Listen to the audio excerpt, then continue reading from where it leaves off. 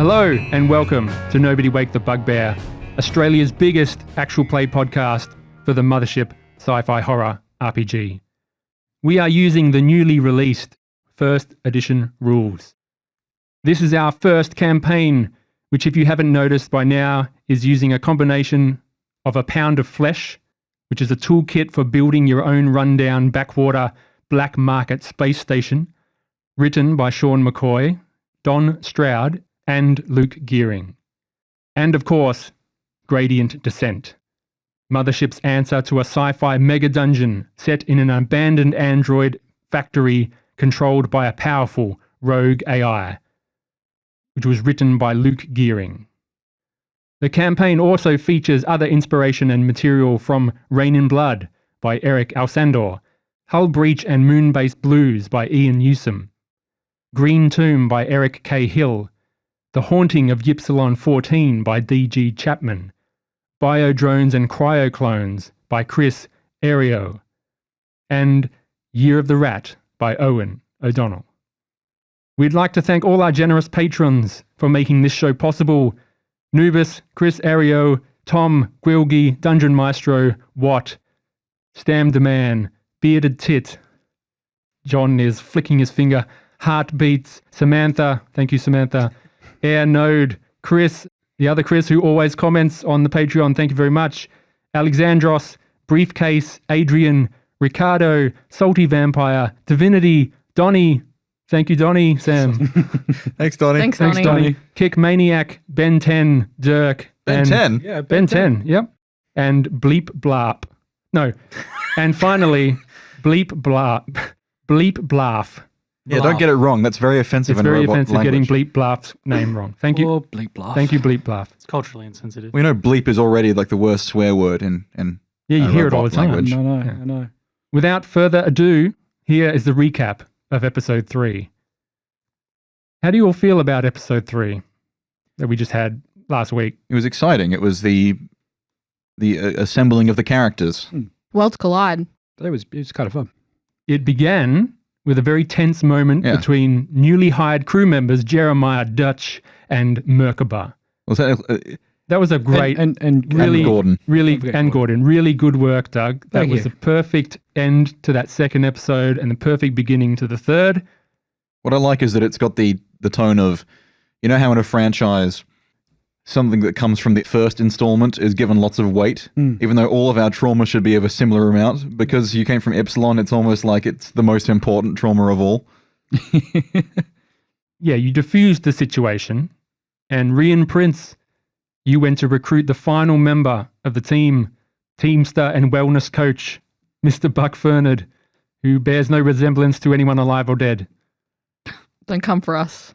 Yeah. Yeah, Yeah, I mean, there was a little bit too wellness for Rian's liking. yeah. You were just there staring at the downward dogs eating a kebab. Yeah, that's really. it's not very marine friendly. You're lucky we didn't get to the sunning our yonis part of the yoga. That was a good line. Every sci-fi series has got to have like the ship counselor who's functionally useless. And Yes. That's it. like the Deanna Troy, whose job is to say, "Captain, I'm sensing great anger from that warrior." Buck just walks around the ship in a skin suit, form-fitting Yeah. Leotard. leotard. Stupid sexy buck. Stupid sexy Buck. Well, then you all got a private booth at the Stellar Burn and you discussed the mission. You also had a nice argument about payment and discussed what you need to bring with you. And then it was time, finally, to board the newly named J1C1 Ugly Duckling,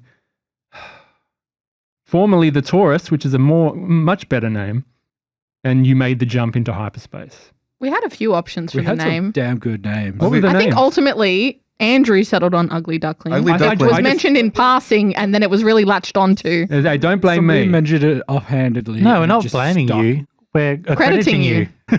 I believe you were listing names. It was like, me that said ugly duckling. You were listing names, and I thought the last name mentioned was the one you were going through because you were going to roll a d5. Yeah, that's right. And everyone was so flawed by how good it was that just Yeah. nothing came afterwards. We just stuck with it. Yep.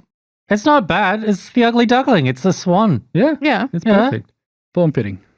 Well, Stupid sexy buck. then Stupid, sexy duckling. who could forget we finished on the most disturbing scene where, while the rest of the crew were in cryosleep, this guy over here next to me, Mr. Yes. John, Merkaba regurgitated a small vial filled with a mysterious yellow goo, Yes. and the scene faded out. I swallowed it again. I just looked at it. Yeah, I just wanted to pen. I just wanted the audience to see that I had it. yeah. Doug was the most disturbed by that. Weren't you, Doug? Oh yeah, there's nothing like death on the ship to just instant death for everyone involved. It's great. Could there be like a thing where if you ever look at it in the future, you're like, and you just notice a little bit of cat fur stuck inside the vial, sticking out of the stopper a little bit. Oh, Got to get your sample from somewhere. gotta get it from somewhere. We cut back to the Prospero's dream. It's 3 a.m. On the bar of the Stellar Burn, you just see Brandy the cat, formerly Princey, just going, and this glob of yellow goo just lays out on the table and goes into the bar keg. We come back and everyone's dead. I hope the Mothership audience at large is not too sick of Epsilon 14 because I think Yeah, it's the most popular yeah. first module, which has now been, well, another bug hunt will take that, the kingship of the first campaign. I think a lot of people are going to be playing that, I mean, but not us. yeah, using the goo would be like someone's like, oh, I can't believe you put your beholders in your D&D game. That's so. Yes, The most iconic villain from Mothership at the moment so is the front goo. door. The goo. Well, I don't know about anyone else, but I'm ready to begin. Yeah. So we will begin. Yeah. No other input is required. Wait, I've got some input. Go. Beep, beep, beep, boop, boop. Command input. Yeah. All right, here it is. Nobody Wake the Bugbear presents the Mothership RPG Campaign 1, Episode 4.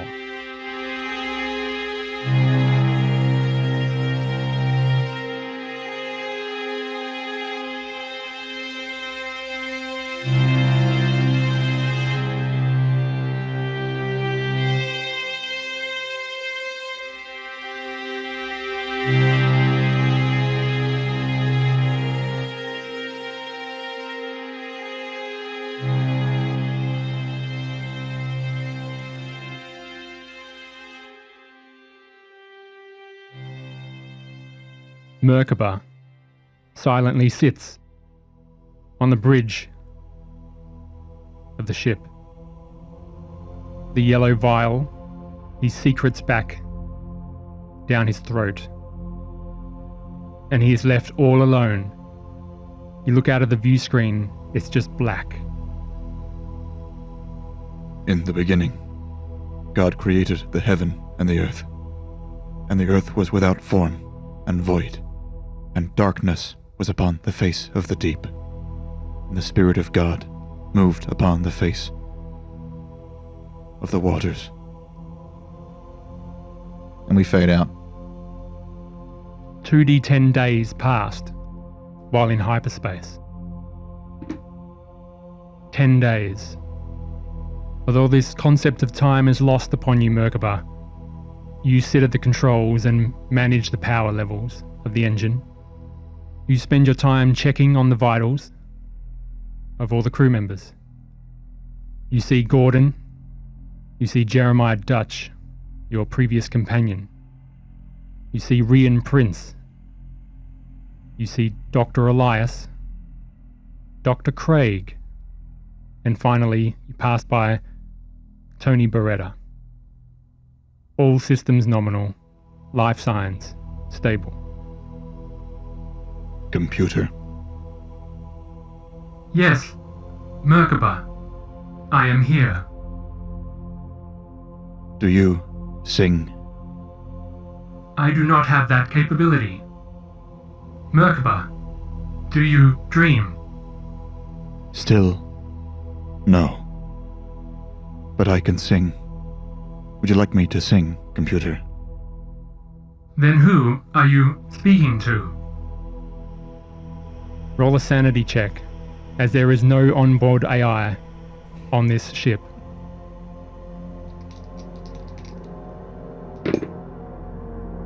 (63/25). Please take a stress.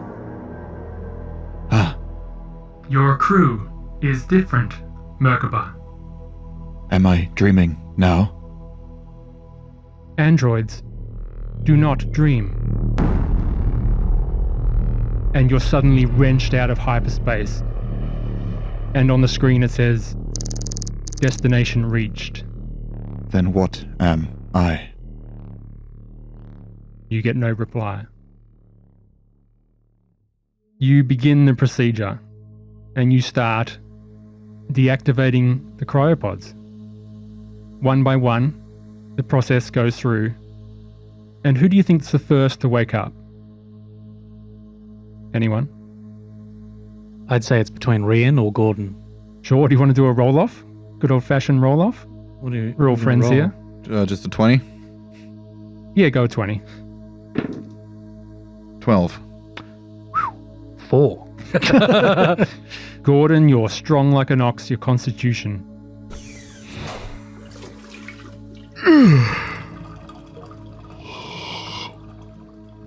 He blinks slowly awake. Lies there awake, waiting for some message to come on the intercom telling him that he's in another terrible mission. But none does.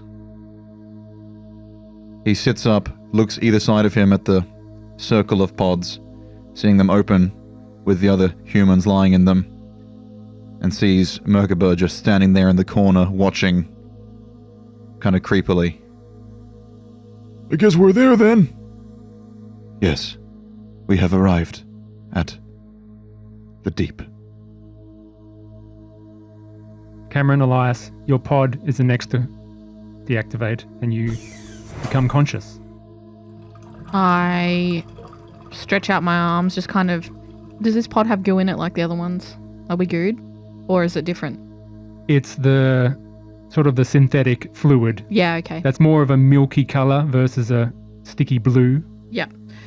So she kind of wipes down her extremities, kind of flicks the moisture off, looks around, makes sure that everybody is awakening like they should be. The white synthetic fluid contrasts against your glaring red scar from your collarbone to your waist, making it even more pronounced. I'll make an effort to get dressed quickly. Gordon's just doing chin-ups. In 0G. Well, he's doing Well, it's easiest chin up. He's doing something. He's doing some sort of stretching exercises. And a few minutes go by, all the pods have now defrosted, and you are now all awake in the cryo section of the Raider class vessel, the Ugly Duckling. Dutch will get dressed and head on down to the bridge and sort of check on the systems, make sure everything's going good. Yeah, sure. We haven't properly discussed the layout of the ship. Would you like to, Doug, would you like to explain the general geography of your ship? Pay for your sins. Well, I got here a very nicely designed Raider class spacecraft. We have up on the front there is right at the very tip, the nose port. That's another little docking station for it. And then the nose port leads into the habitat deck and command, and sort of where I end up going, right towards the front there where the bridge is. And then following behind this sort of communal living space, it sort of sections off into the life support and mechanical. So where all the O2 and all of that jazz is. Off to the side is an airlock, a little airlock section, and then again clanked on to the back of that is it's where everyone else is currently in the life chamber, the cryopod room. Then it sort of meshes out like a crane, like a grid mesh system. You got the fuel tanks shortly underneath, maybe about 100 meters, give or take. Yeah, it's about 82 meters, 100 meters in length. The whole ship's about 100 meters in length. And then, it cranes off down towards triangular solar panels and a reactor and engine bay and all of that good stuff down the back end. Very good. Hmm. And you all sort of catching your bearings. You are all feeling very cryo-sick. We actually, couple of us have some, what's it called? I haven't got my phone. It's a stim pack. Stim packs. That's the one. The highly addictive, very expensive stim packs. So it takes about a week for the effects of cryo-sickness to wear off. And luckily, you have just reached the system. It'll take you at least 2 weeks to make it towards the deep, to make it in range. So you've got the time to recover naturally if you so wish. I mean, Dr. Craig is getting hit rather hard. He's sort of slumped up against a wall, kind of He is dry heaving into a sink. getting older on his, advanced 44 years of age. Unlike I imagine most people here, Craig is not used to the rigors of space travel. He's always been a land lover, so to speak, a planet-side man, and he's Do you think of your family? quite sick. Yeah. After he finishes dry heaving his guts up, he can have a little family time. Which is what? What does that mean, Doug? I like to think he records cute little messages for them, like diary entries almost. So when you get back to a hub, you can send them sort of all at once? Yeah, That's sweet. yeah. So it's like if the technology was there that you could instantly communicate, you could give regular. Updates. Yeah, that's good. Yeah. It's like Interstellar. Yeah, like a little diary, yeah. Very good. Lastly, we have Tony and Buck, I guess. We haven't seen what they're sort of recovering from, or what are they doing, do you think? I'm picturing Buck just peachy. Yeah. He's drinking some herbal tea, which he swears helps with the cryo sickness, although there's absolutely no scientific evidence to back that up. Lots of ginger. Yeah. Lots of ginger. Exactly. He's also still naked from the cryo sleep and just walking around rather casually, very comfortable in himself, drinking his herbal tea and offering it to everybody. You're looking a little off there, Dr. Craig. Oh, take a cup of that. Thank you very kindly. Hands it over. It tastes like dirt. It's in a little plastic baggie with a straw, by the way. Yeah. As you The float. Capra Sun. Yeah. He's just like 3 shades pale and he's just trying to like sip on this thing. It's like not Capri Sun, but it's like Solarian Church branded. I was thinking more of like Philippines, Vietnam, like The iced like coffee. a plastic bag with Yeah. a straw in it Yeah. in the top Yeah. to carry your drinks. Like, Yes. And lastly, we have Tony and Rian. yeah, Tony's just he's more of a hair of the dog kind of guy. What he does is he slicks off a little bit of that milky stuff and sticks it in some alcohol and chugs it right back, make you toughen up, Dutch, you say, you pissed in that.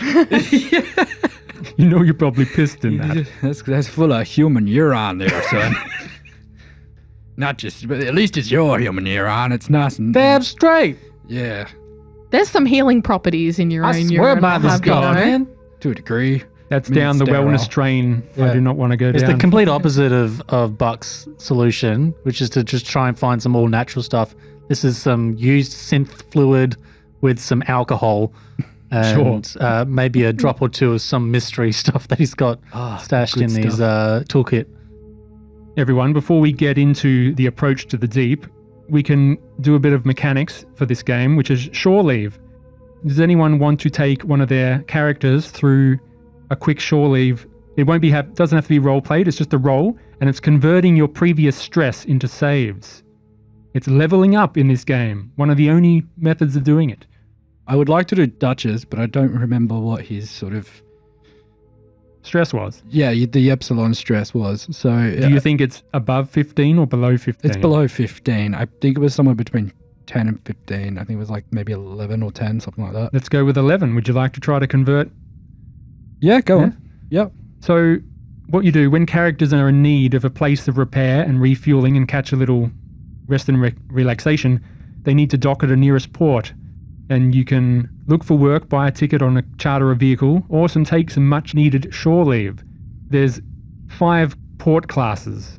There's X-class ports, which are the most luxurious notorious criminal settlements and pirate bases with everything on offer, illegal and legal. So X gonna give it to you. X going to give it to you. It's very expensive, but the chance of converting stress is very high. Then you've got your C-class ports, which are run-down, out-of-the-way outposts. Refueling stations and forward bases, backworld settlements, they're not going to give you much in the means, but it is cheaper. You've got B-class ports, which are blue-collar industrial stations, large-scale military installations, things like that. You've got A-class ports, which are overpopulated metropolises, trading centers or things like that, and S-class ports, which are like your luxury spa, pleasure spas, and restricted access estates. With the exception of S-Class, every single one of those sort of fits Prospero's dream.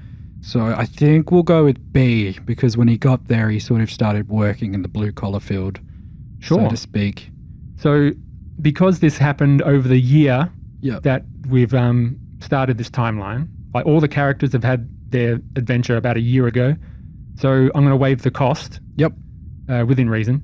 Thank you. And you may now roll a 1d10 to convert stress. 1d10. First, you pay the shore leave costs. Yep. Which for a B, it was B class, was it? Yep. 2d10 times 1,000 credits. Okay. So maximum 20k, but that's covered. Then you make a sanity save. Okay, sanity. Fail. So 94 on 37. Wow. You do not convert any stress. Oh, yeah, cool. But you relieve all your stress, setting Okay. the character back to their minimum stress. All right. Then you gain 1 stress from failing the sanity save. Yeah, cool. But this has happened before the adventure, so we'll move on. Does anyone else want to quickly try to get some saves? I don't have enough stress for it to be worth it. For Merkaba? I've only got 3. No, previous score. Merkaba on his previous score. Oh, my previous score. I don't know how high it was. Probably like 8 or something. Higher than that, let's say 10. Let's say 10. All right, let's roll it. All right. B class as well. I'm going to give everyone the same class, so 1d10. Okay, so roll 1d10. a sanity, please. Well, that went great last time. Rian, you can also roll this if you would like to roll a sanity now. And Buck. Sure. 24 under 25. Hey. Wow. Nice. Now roll a d10. I needed that D10 into body so badly. 1. You may now convert that stress into a save. For every point of stress you convert, you can improve any save by 1.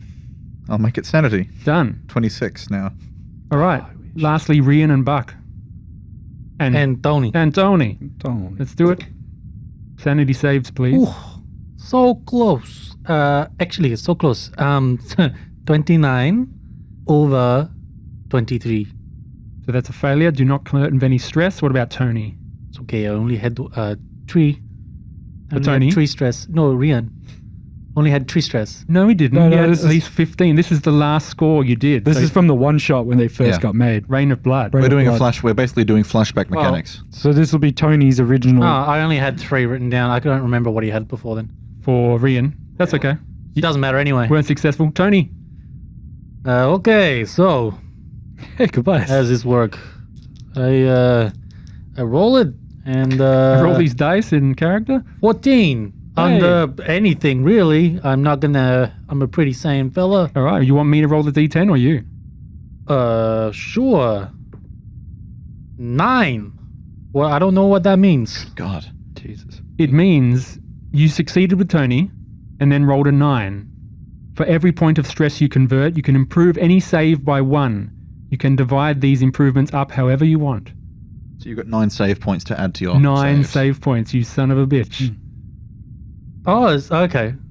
Oh, I should have done fear. Then I'm I'd have 90. I thought so. He's got 10.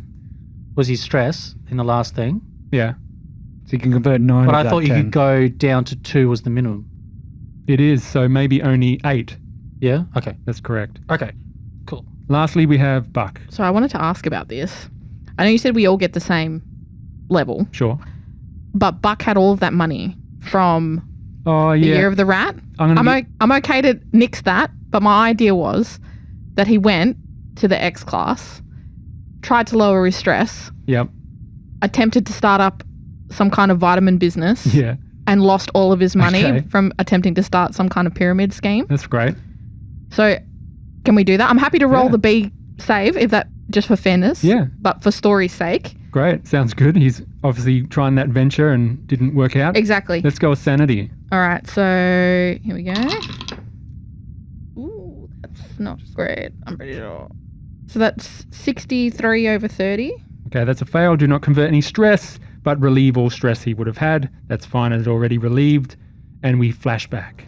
Do you know what? I'm glad that Buck didn't get to lose any of his stress, because that makes sense with his failed venture. I was going to like have Gordon try to seek Serenity advice. Because like I'm like a troubled man. You, and then- you lose the stress, like- right? But you just don't convert No, it, no, hey. isn't it? Hey, Yeah. Mr. You do, Sage, but- Mr. Calm. Tell me, how do you take life's knocks when your goddamn wife of 15 years leaves you for that dork you used to bully in high school and takes your daughter with her?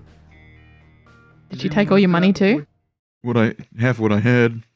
Didn't have much, that's why she left in the first place. Half of your retirement as well? Yeah, Not your 401k? all because goddamn Toby Schwartz, we called him Shorts in high school. Some kind of tech startup, he's a billionaire now. She left me for him. So we've all done a quick little shore leave flashback showing some advancements. One more note is that in this game we'll use a house rule called Resolve. And every time you survive a session, which for you, listener, is about 3 episodes, 2 or 3 episodes. What's a session, Andrew? What's a session? Andrew? That will give you 1 resolve point. And you may spend a resolve point on a re-roll of any failed check. Saving it for a wound check is very beneficial. Saving it for a panic is also very good. Saving it for 1 hit you really want to try again is also very good. So it's like inspiration. Yeah, Is it 1 per player or 1 per character? character. So I can use it for Dutch? Yeah. And then Craig still got his one? It's like a XP. It's a bonus for surviving. Yeah. But yeah, if Dutch uses one, it doesn't go from Craig, but So it also you doesn't go can't from give Craig. Craig's to Dutch. Yeah. I just, because if that's the case, then I wouldn't mind using Dutch's now for that role that I just did then. From now on, because technically that was a flashback, so Yeah. What about skills training? How that works? If it was a whole year, you would have had to done that while doing other stuff. So it's more like you were recovering and looking after yourself versus going into uni, basically. sure. But Because Tony's a tradesman, so I was thinking like he could improve his like mechanical repair skill or something. it takes a couple of years to Couple do of it, years. yeah. Okay, cool. I was just wondering if 1 year or was it Sure. 2 or 3 or Yeah, I think most of them are 2, with the exception of one of them that's like 6. Sure. It's something to look at down the track Yeah. when you don't horribly die. I think jury rigging was the one that I was interested in. Sure. All right. So can I burn Dutch's for that sanity? No, I just said we're not doing it Oh. from that because that was a flashback, but starting from now, From now. Okay. Okay. You Now. failed. always trying to It's okay. get that little bit of goodies. So I need meta, that. Doug. I So need- meta. I need that booster body. All right, here we go. Yeah, it's pretty nice. I like it.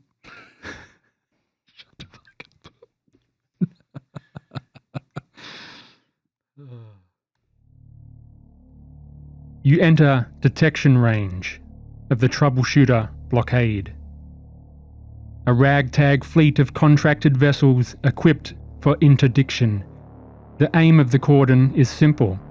Stop movement to and from the deep by any means necessary. However, it is well known that working the blockade is a shit detail, sold to the lowest bidder, resulting in an ineffective cordon riddled with loopholes and corruption. Dutch, you detect 3 frigates within the system, along with a large military troop ship. You begin your slow approach.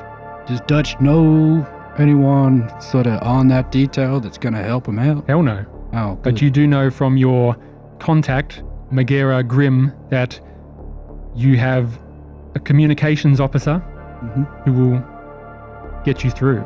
The bribe's been prepaid. Yeah, right. So you begin your slow approach.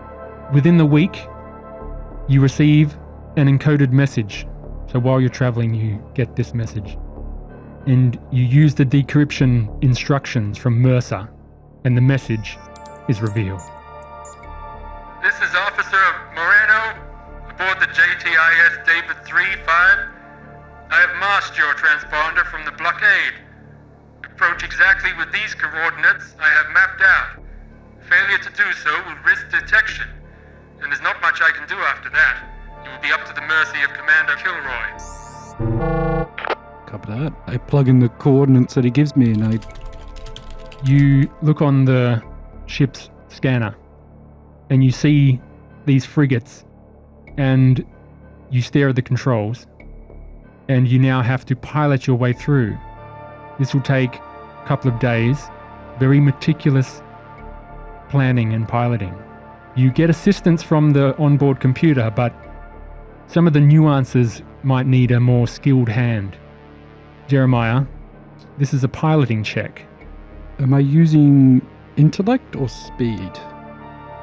Intellect and any... What are you adding for a skill, do you think? I have piloting, which is plus 15. That sounds great. You're the pilot.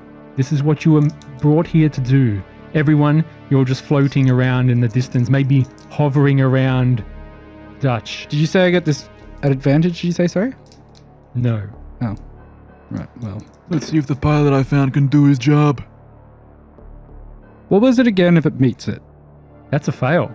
So if it meets it, it fails? So 61 on 61? Sure is.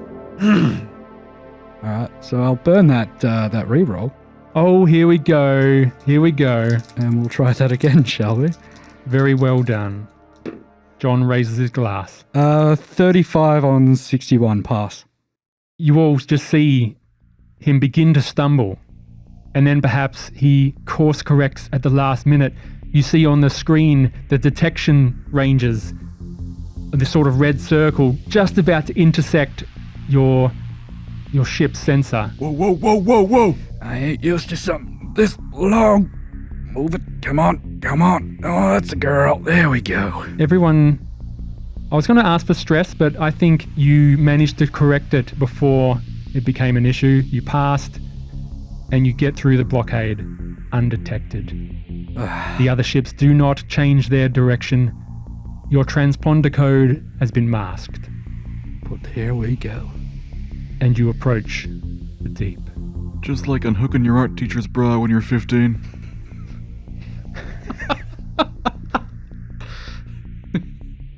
With one hand? Always. And we fade out. I had it good, man. Good? Not good. I don't know if you did. That's, No, that's not good, man. That's statutory. Well, yeah, no, he's he's got a false view of what his life was like. We fade back in. An immense structure appeared on the view screen, the Cloudbank Synthetics Production Facility, now known only as the Deep, loomed like a monolith against the dark backdrop of space, an intimidating example of brutalist architecture. As your ship approached, the vastness of the deep became apparent, stretching out before you like an infinite labyrinth. Within the shadow of the deep, only one structure stood out, a single lighthouse on the edge of a barren sea, the Bell. The entire Bell is a retrofitted rocket thruster. Most of the structure is made up of the cylindrical nozzle gaping open into space, covered in scorch marks and tagged with graffiti. As you get closer, one such passage stood out. Before me, there were no created things, but those that last forever, as do I. Abandon all hope, you who enter here. And you just sit there in silence, staring.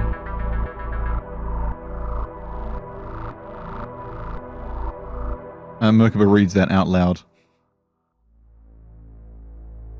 And they said, "Go to, let us build a city and a tower, whose top may reach unto heaven." Anyone else? Donley was just gonna say, "Bing bong, here we are." Of course. You soon Your vigorous conversation is interrupted by a voice. Oh, I was going to say I've got one. All right, go for it, Doug, as he looks down on his phone. Any man's death Oh, I got to do it in... We're all quoting. Yeah. Any man's death diminishes me, because I'm involved in mankind, and therefore never send to known whom the bell tolls. It tolls for thee. Nice. Were we all supposed to memorize quotes? I don't have nothing. The quotes giving is suddenly interrupted by a voice on the open comms channel. Welcome, new divers. My name is Arcady. Welcome to the bed. If you wish to moor your ship, enter the thrust chamber, and I will spacewalk a docking umbilical to you. Are we going to trust this guy? Arcady? Arcady. Would a Dutch have known of Arcady? No. No? You haven't been to the deep. Any sort of rumors from people that have come back from the deep that he would have heard of in the bar? Any sort of talk from I don't divers? think so. Perhaps not. Perhaps not. Should someone go out and rendezvous with this person to make sure they don't do something wrong? I've never heard of this person.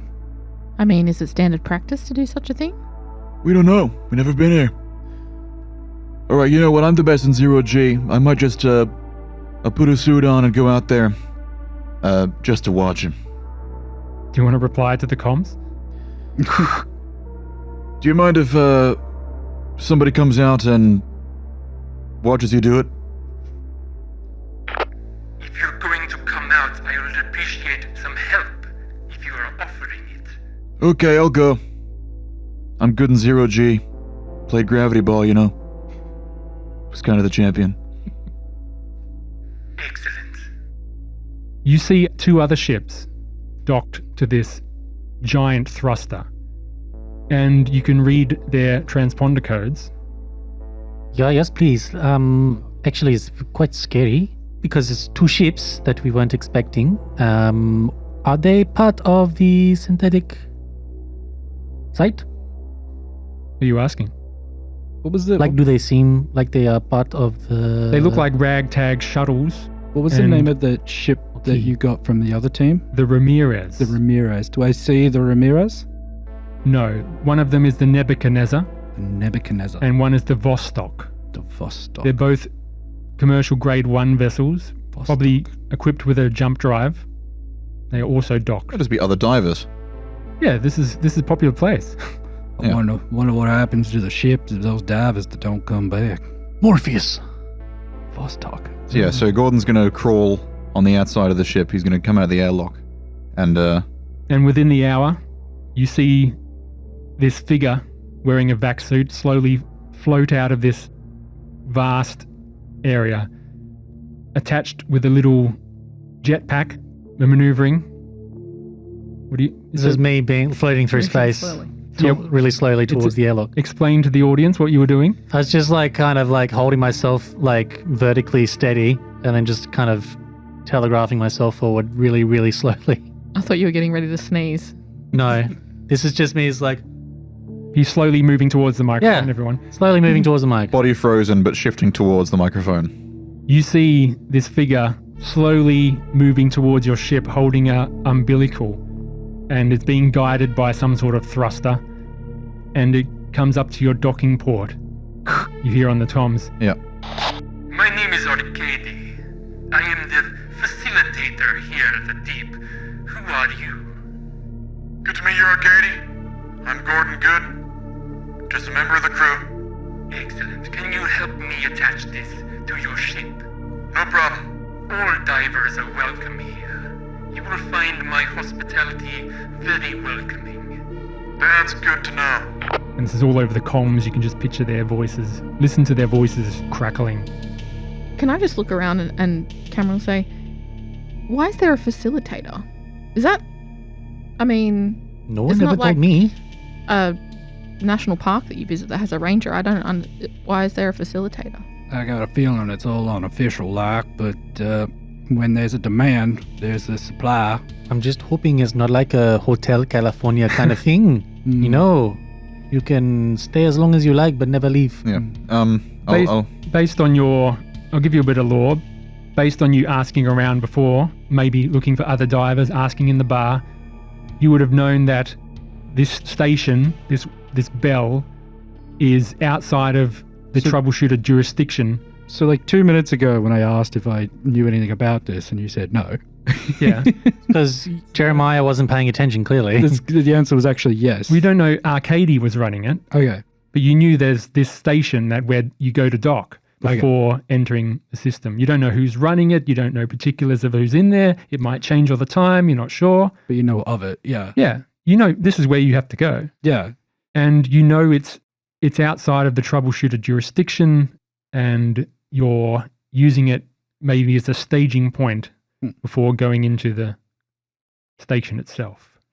People are going to go in there and do dumb shit, so you might as well make a profit off of people's stupidity. I mean, it's kind of commonplace.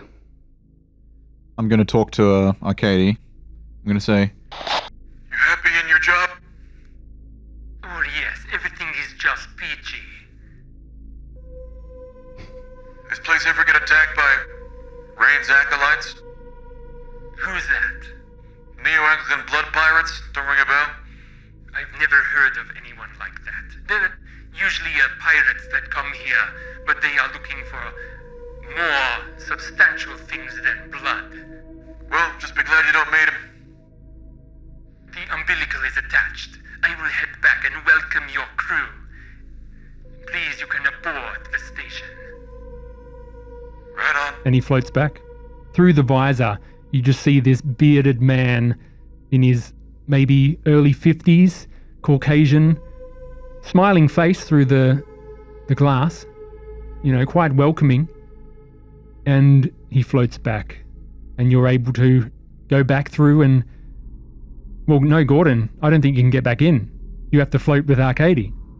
Because the docking port has now got the umbilical in it, and you can't make it there. Would you not have... I would. There'd be a There's gap. still the I'd slide in. airlock. All right. I'd slide into the gap before you finish closing it. Airlock's on the side, and then there's the docking port at the nose. At the front, yeah, I was Sure. about to say, because the ship dock is at the front, and then the airport's on the side. All right. Yep. Then you are now back in the ship, Gordon. You stand there, you open the visor of your vac suit, and you talk to the others.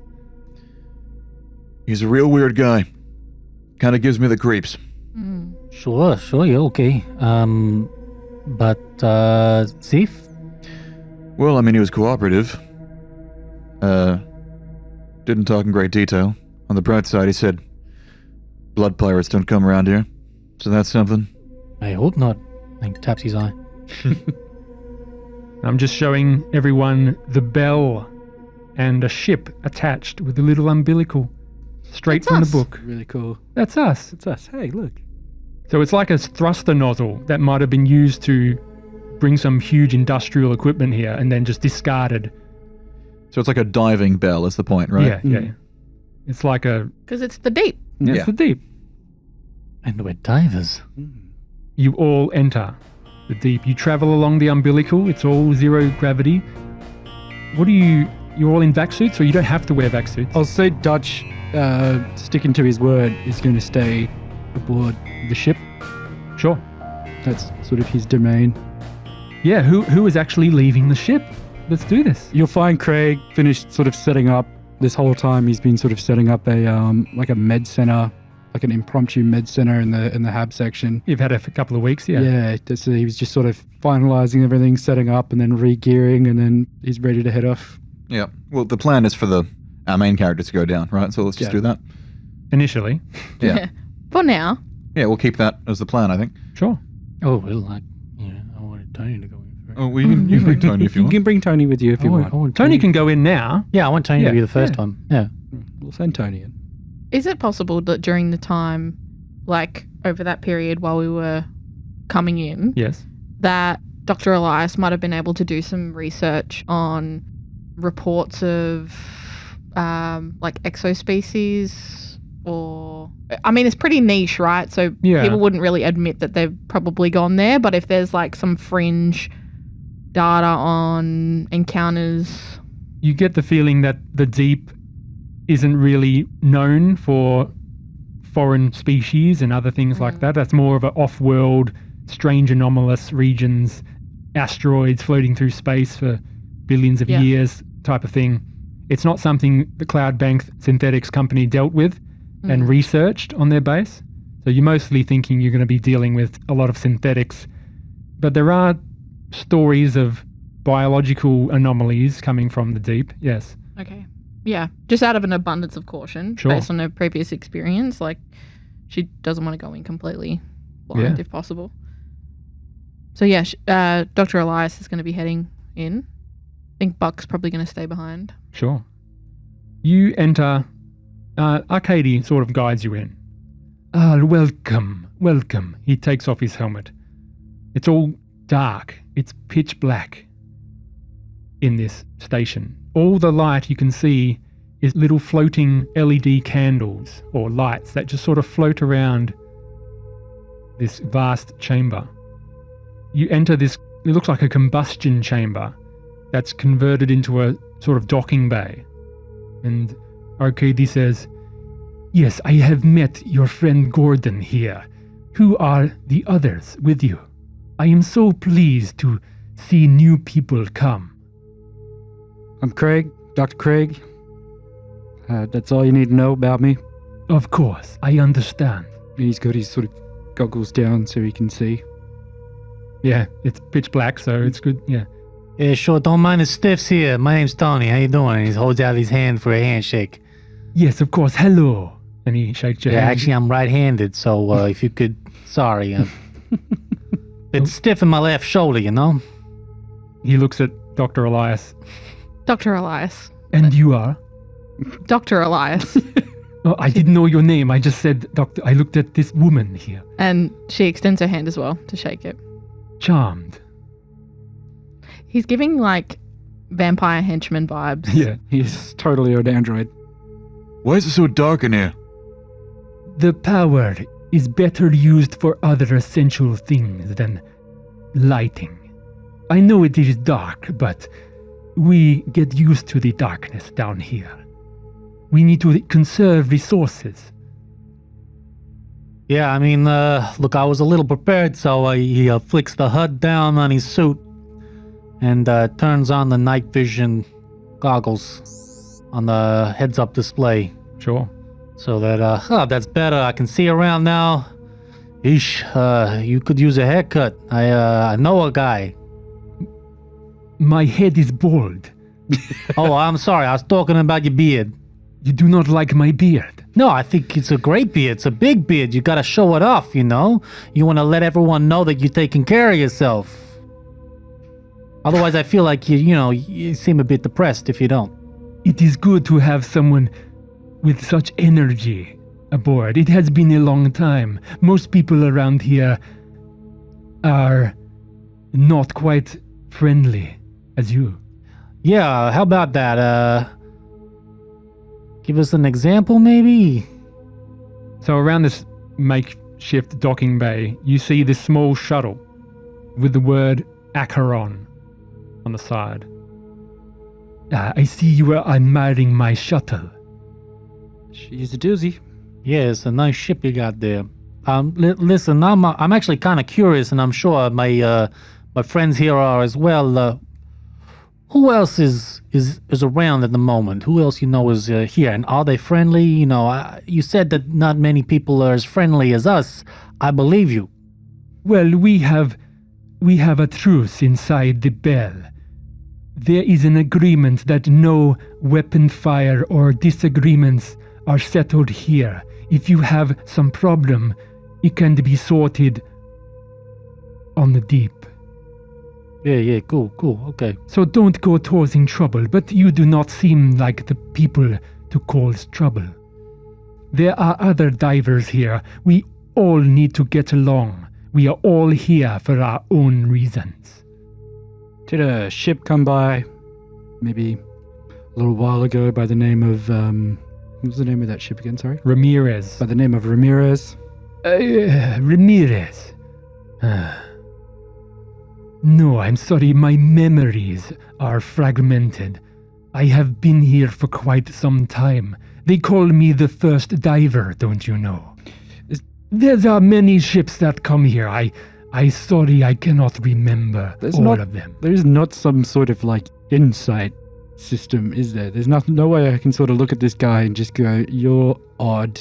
What do you think, Doug, based on my brilliant role-playing? I think he's a robot. Fragmented memories. My Speaking of memories are a bit fragmented. He's a little too chipper in this dark environment. As he's taking off his vac suit, you see a little blue jumpsuit and a little patch on top saying the following. Insert coin. He's wearing it. He's wearing For a patch good time, Cole. that says Cloudbank Synthetic Production Facility, verified human. Yep.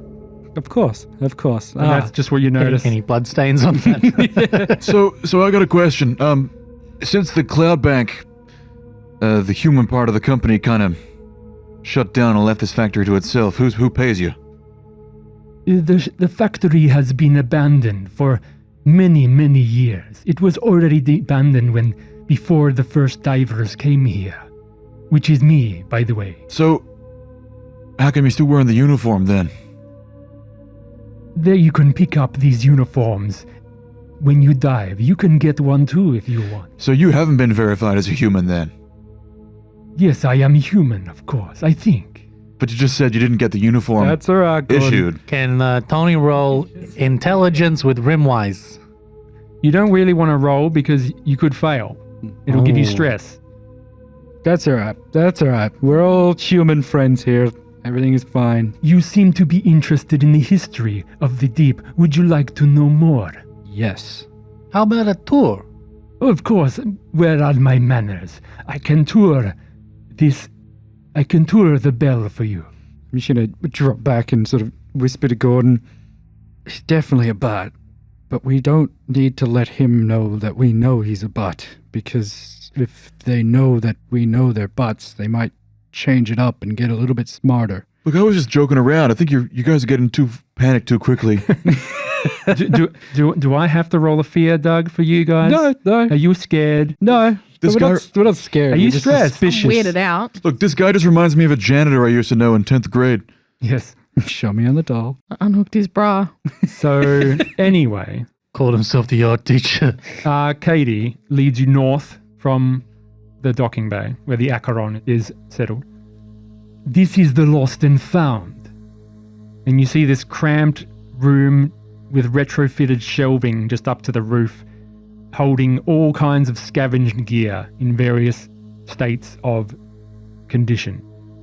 You can see there are plenty of equipment you can purchase or trade here. Do you mind if we have a look for our buddies from the Ramirez? Their gear might be here. That's still technically ours. You are not allowed to search through the gear. If there is something you wish, maybe we can trade. Very But well. that is for another time. Let us continue the tour. You see vac suits, quite a few. Plenty of vac suits. You see ammo, all different kinds. You see SMGs are very common. You don't really see any other kind of weapon. It seems SMGs are dominating the area. They all look like company issue. You don't see any scanning equipment or grenades or anything like that, or very technical stuff. Yeah, how do you feel about parting with one of those SMG type thingos? Sure. Do you have credits or would you like to trade something? Well, how many credits you want? I can deal in credits. And he brings up a little calculator. Beep boop beep. 3,000 credits. Oh, that's a bit steep. When was the last time you had a cigarette? It is quite some time. Could split my pack in half? It will take a lot more than that to make up 3,000 credits, friend. But you can find these all the time in the deep. Maybe when you go down there, you may find it for free. Sure. Anyway, let us continue the tour. You keep saying it the same way.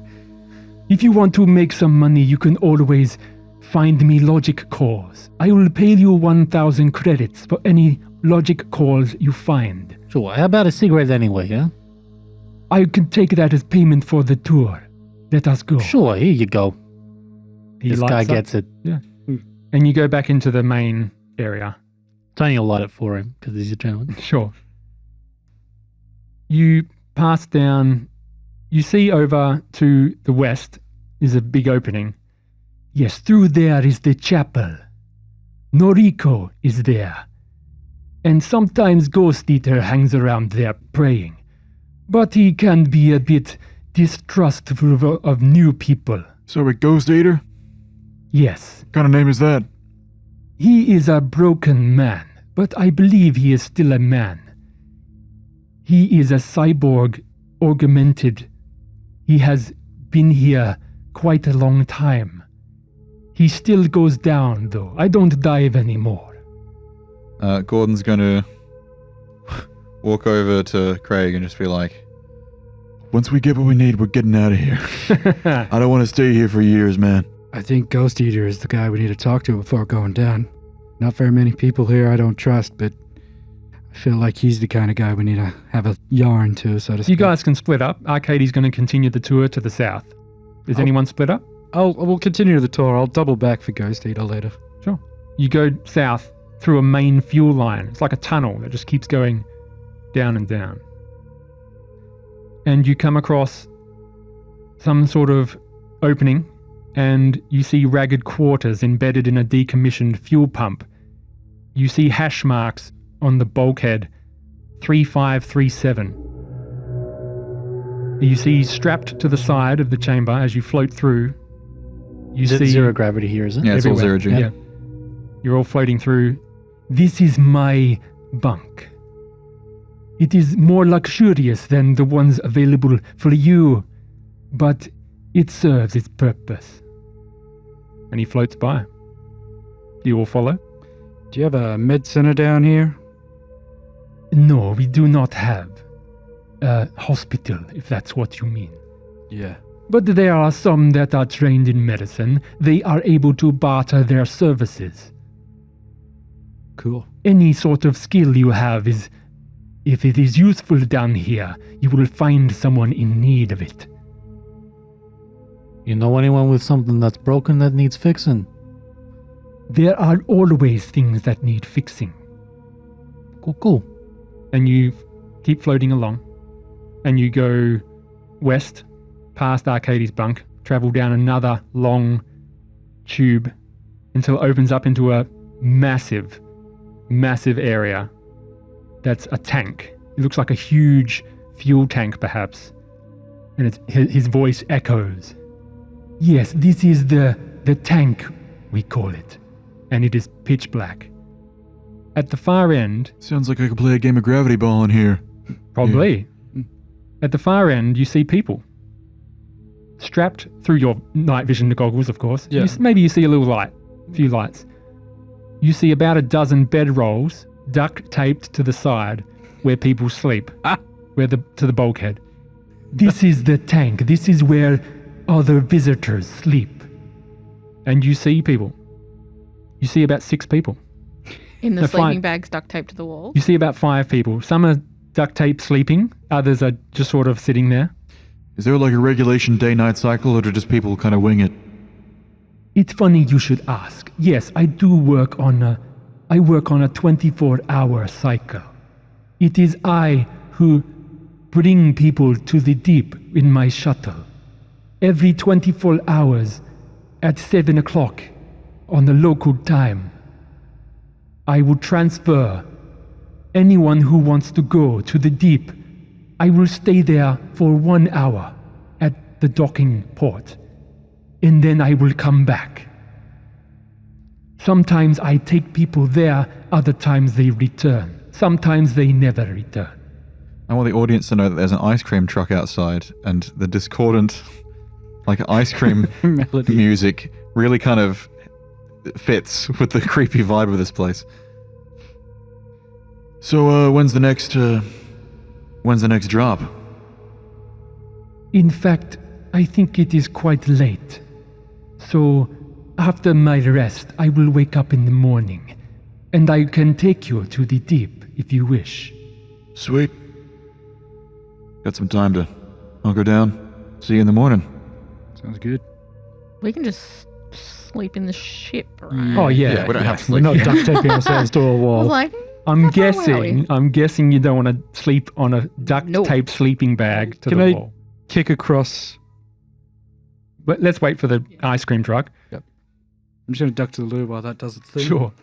Might as well get it out early. I thought it was part of the score. I was like, hey, that's cool. There's like a discordant Yeah. music box. There's a dude floating around in la, zero gravity. la, Ice la. cream, get your ice cream But here. he's just silently cranking like a little music Yeah, box. that's what I was imagining. Like pushing a cart. Little cart with tiny little thrusters on it. That is Zach, the ice cream salesman. He ran out of ice cream 10 years ago. He just pushes the empty cart around. I didn't have the heart to tell him. He's a broken man. So the chapel sounds marvelous. Where's Muckabo when you need him? Yeah. I think it's. Can we stay on pod? Do you think? We'll wait till Doug comes back. Well, we were just waiting for the truck to leave, so if the truck's gone. Anyway, that concludes the tour. I am quite tired. I'm sorry you caught me just on the end of the day. I will return to my bunk. If there's any questions or anything I can do for you, come to me in the morning. I assume you will be sleeping on your ship. Yeah, just for now. We're not too comfortable. We're not so comfortable that we can hang out with a bunch of strangers we don't know yet. You got like a brochure or something? No. Paper is quite bountiful in the deep, but sparring here.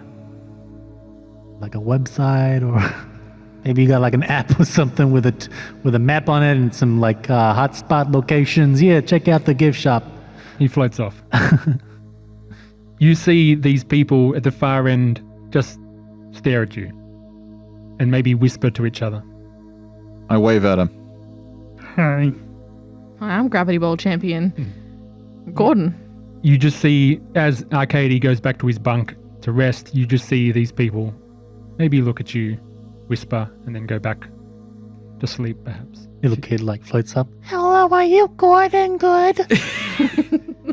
I'm a big fan. Can I kick to my from night to thermal, and I just want to see how many like heat sources there are, like how many people. Yeah, you see 5 people and 5 heat signatures. Is there a difference between an organic and a synthetic heat source for people? Do you know? Yeah, you would think so. Yeah, Androids are slightly colder. a little colder. Yeah, okay, and they're all sort of organic. Yeah, Yeah, they look organic. Should look at Arcady. Doug's like, what about Arcady? yeah. Also organic, as far as you can tell. All right, I'm gonna kick back to night vision, and I'm gonna make my way over to this ghost fella. It's pitch black, and you just see these glowing green eyes in the dark. Yeah, Gordon's just going to go back to the ship. All right, so let's say a couple of hours pass. Gordon floats back to the ship, and he sees Merkaba and Dutch there. They're the only ones there, correct? Buck's And Buck. there. And Buck. And Buck. And we can do a scene on that, but I think we're focusing on Dr. Graham. Yep. Tony and Rian, what are you doing? What are they doing, sorry? Tony's keeping this guy company because Ghost Eater don't sound too friendly. And Rian? Actually, I'm going to be taking some time, get used to my surroundings, and if there is an emergency, kind of crafting a plan because it's good to know your exit strategy. Cameron? Cameron's going to head back to the ship and prepare her equipment to take for the dive. Sure. Go back to the To the ugly ship. duckling The ugly with Gordon. Yeah. Can we do a little role play on the way back? Just like, Sure. Why does everyone gotta be so goddamn weird all the time? Well, space is a big place. It's lots of different people. There's different strokes, different folks, I guess. Sure, but you know, like, harvesting organs and drinking human blood, or where does that get fun? Yeah, is that the vibe you're getting? No, I'm just legitimately traumatized from last time I had to do a job like this. Yeah. I think that's a common thread amongst people who embark on these kind of missions. So what happened to you? It's It's a long story. It's Okay, I get it. We'll try to keep our secrets as long as we can in this madhouse. probably for the best. And we focus in on Craig. Greg, the Dr. Ghostface, Ghost Yeah. Killer, Ghost Eater. Ghostfire. Ghostface Killer. Yep. Ghost Man. you enter the chapel, floating in pitch black, except for the warm glow of these LED candles, which are now quite significant in their number, lighting up a giant skeleton of a large undersea creature hanging from the ceiling, strapped. Like some kind of Moby Dick business, or Looks like like a- swordfish, or... Have you seen a whale? Yeah. No. I heard of them. It's a whale, It's a whale. as far as you know from a skeleton. You really think they get that big? Don't know. But it's pretty damn big. Yeah, he's... Old Testament, Book of Jonah. You see in the far corner a crucifix with just too many arms at the altar. That's Uh. this guy's gonna be nuts. And sitting in front of this area is this cyborg looking humanoid, crouching down and gripping onto the bulkhead in front of this altar. Well, med friend, hope I'm not interrupting your session. It sits there silently for a moment, then you hear this crackling and this speaker, like a broken radio, plays out. You have interrupted me, but I will answer. And he turns his head, and you just see this opaque black helmet with these glowing iridescent eyes coming through. You got glowing eyes peeking through a black helmet, and then you got like a balaclava helmet wearing dude with glowing green eyes staring back at him. Absolutely glowing. You must be a ghost eater. I'm Craig. Well met. This is Tony. Yes, I am the Ghost Eater. Pretty cool name. That's what they call me. Eating a lot of ghosts lately? Or something? It is more symbolic. My Hey, actual cool. name is Pac-Man. My name is Nigel. Do you often interrupt people as they're praying? Yeah, it's not a habit of mine, no. But listen, I'm going down there in the morning, and I believe you might be the man to speak to before going down. Yes, new divers. And you hear this laughter, like a crowd, an audience of a crowd. Well, my plan is to not get killed. Any tips? Any tricks? Any sort of give me an idea of what the hell I'm expecting down there? Getting killed is the least of your problems. Oh. It's not so bad. A few times over. Oh. Well, that's a relief at least. What? Why are you here? I've been asking myself that every morning. My daughter's sake, we'll say. No, I mean, like, he's asking why you're in the deep, you know? And that's my answer. And what about you? I'm here to look for some cool stuff, you know? Same as everyone else. He looks at Cam. Cam's in the on, ship. Oh, Cam's in the ship. Yeah, Yeah, I'm absolutely devastated that Merkabah and Cam are not here. Oh no. So it's only Craig and Tony. Yeah. All right. Yeah. So where does the name come from, Ghost Eater? I know you were in the middle of your religious duties, but I apologize, but where does the name come from? There are many ghosts within the deep. You will meet some for yourself.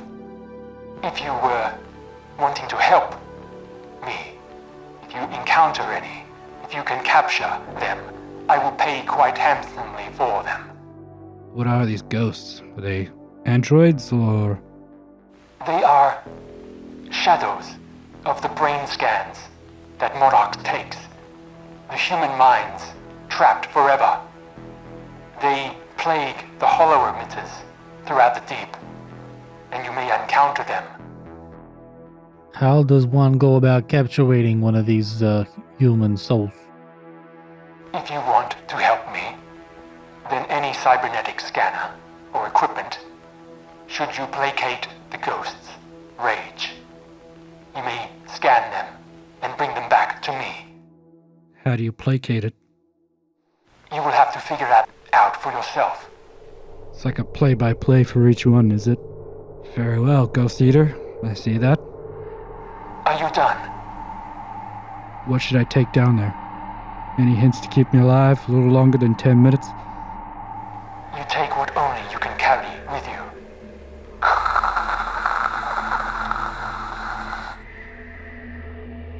Very well. I'll see you down the hall. Don't kill me, and I won't kill you. Right. And he goes back to his praying. Yep. It was, they plagued the hollow what? Hollow emitters. Emitters. Yeah. So there'll be holograms. He just turns around, starts his prayer up, and if you listen really carefully, you can just hear this recording of Jesus loves me, this I know, for the Bible tells me so. Little ones to him belong. They are weak, but he is strong. And it's Past the chapel It's just like moving to the on. west, you see another message on the wall saying the garden. Another little detour, or? Do you want to keep going? I mean, I'm just here to make sure you don't disappear on us, you know? That's actually pretty reasonable. Yeah, thank you. I thought so too. You want to head back? You want to check out this garden? Hey, I'm just as intrigued by you. Let's go. Not by you, but By you, hey.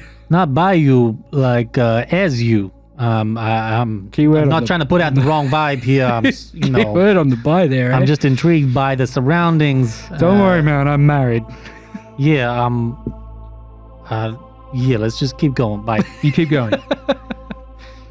And you enter what is called the Garden of Napishtim. Nah, pished them. And you enter this gigantic green space, dimly lit by fluorescent lights.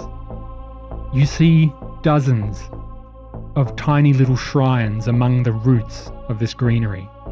And tending these shrines, you see a woman. Asian descent, young woman in a robe of clean black material. And she stares down at these shrines as you enter. She turns her head and she says, "The Minotaur could not save them." And we'll see you next week. I want to know who he was praying to. I want to know what was up with the whale skeleton. I want to know what's up with the crucifix. What are these shrines? So many questions. I'd love to get back to the ship and be like, "Oh, did you get any good information from that ghost eater?" Be like, "Nah, pish them off though." Well, who's doing that? Sorry, that was me. My Wasn't nervous me. fidget. Hang on. Who's doing that? Me, nervous fidget. At least you want to keep that on the podcast. Yeah, I did. Yeah. Okay, so go around the table. How do you feel, Doug? I feel like we've got some good information. Are you enjoying yourself? Yeah, no, it's good. I'm curious to see who, what, when, and why there's a fucking forest in this dead thing. Are you getting a bit creeped out? Yeah. Gotta get your oxygen from somewhere. Yeah. John, how are you? Getting all kinds of biblical and literally here. Literary. Yeah, I feel good. I feel like I'm getting plenty of characterization in on both ends. I'm not so worried about us dying anymore as losing our minds. Seems like everyone here has lost their mind in some way from being down there, because Monarch is a big gaslighter. Yeah. And that's perfectly the role I can play. 'Cause I'm aptly You are a big gaslighter. skilled for this. Mr. She never pulled it out of her bag. Yes. No, she... anyway. Sam, thoughts? I have lots of questions, and I regret my decision for Cam to go back to the ship. And I desperately, desperately wish that Makuba was there in the chapel. Things would have been a bit different with an android. 2 religious androids Yeah. walking to a chapel. Well, this guy looks you know, he could be human. I feel like Ghost Eater is the only human thing on this station right now. Oh, imagine. Mate, he's not human. I disagree. Bloke's got like a radio going on. There was a laugh track that came after a question. Imagine if he is a human that's just held together by technology. Yeah. I legitimately believe He's he the is only human more than anyone else. He's so far, unless it's just Andrew gaslighting me, he's the only one so far that I actually have any amount of trust in. That's a very compelling theory, actually. Yeah. And lastly, we have Josh. Final thoughts? Whew. It's a lot. I like the Dante's Inferno reference at the very beginning. Yes. Might be a lot of them. And which means that we're about to enter the 9 circles of hell. So that's great. Can't wait to see what's at the bottom. Although I don't. You know what's at the bottom? What's map? What's at the bottom? Monarch. Who's chained at the bottom of the deepest level of hell? It'll be, his wife. Lucifer. Tony's not married. He's not married. Gordon's wife. In the frozen lake at the bottom of hell, Lucifer is frozen up to his waist in the lake, and he's got 3 heads, and each mouth is chewing on a famous betrayer. A sinner, a betrayer. In the middle mouth is Judas Iscariot, and on the left mouth is Brutus, who stabbed Caesar, and on the right friend. is Not you too, Brutus. someone I forget. Well, on that note, that was episode 4 of our Mothership. That was episode 4 of our Mothership RPG campaign number 1. It was a long one. What? The episode. It was. I wanted to. This is where the podcast really gets into it. I feel. I think this episode is where we start getting into the nitty gritty of what this adventure can be. It's not just about going through a mega dungeon. It's about these broken characters and how this adventure, how this horrific, soon to be, trial, how they will survive. Yes. Foreshadowing. If you like the show, you can support us on Patreon at patreon.com/NWTBPODCAST. Thank you to all our generous patrons. Without you, the show would not be possible. You can also support us for free by liking our Facebook page, rating us on your favorite podcast apps, or leaving a review or a comment on our YouTube or anywhere else. We'd love to hear from you, especially John and everyone else. I guess we all love it. Yes. Yes, we do. Thank you all for listening, and we will see you in space. Yeah. This is Nobody Wake the Bugbear saying, gaslight, gatekeep, girl boss. Yes. And we fade out.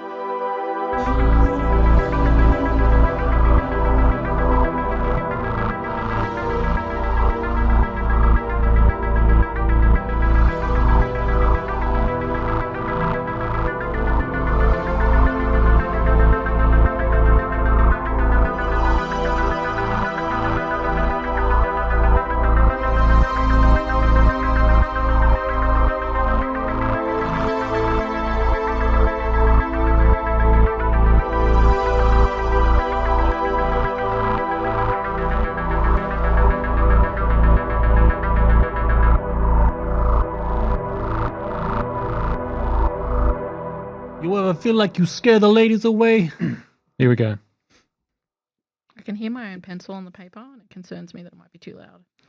I can't hear it. It is. I can hear it as well when I'm editing this. So sorry. I'm so sorry. You're right. Like when someone's talking, during someone's talking, but it's not too loud, it gets drowned out anyway. But when it's on its own, you can hear like everything. You can hear someone, Doug, farting softly into his chair.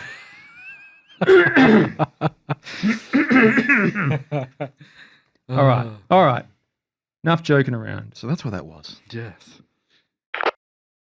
Oh, one more thing. Be careful of sucking teeth. I'm not going to look at anyone. But just be careful. Just fucking immediately made eye contact with me, you shit. They know who they are.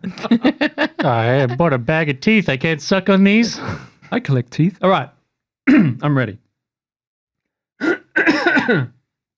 Here we go.